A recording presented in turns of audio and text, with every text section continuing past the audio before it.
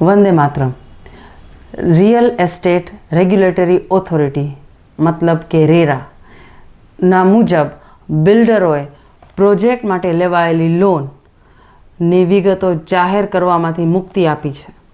मतलब કે હવે રાજ્યમાં રિયલ એસ્ટેટમાં પ્રોજેક્ટ જે પણ ચાલતા હશે તેમાં પ્રોમોટર અથવા તો બિલ્ડરે કેટલી લોન લીધી છે, કઈ તારીખે લીધી છે એ હવે જાહેર નહીં કરવું પડે, પણ કઈ સંસ્થામાંથીને લીધેલ છે એ જાહેર કરવું પડશે।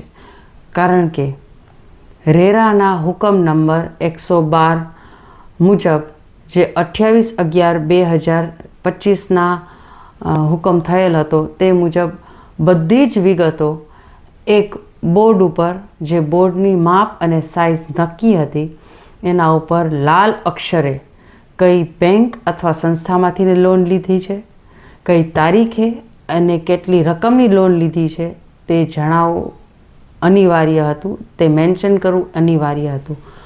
પણ હવે નવા હુકમ મુજબ કે જે 20/12/2025નો છે અને હુકમ નંબર છે 112 કેપિટલ A ના મુજબ હવે કઈ સંસ્થામાંથીને લોન લીધી છે તે જ જણાવવાનું રહેશે।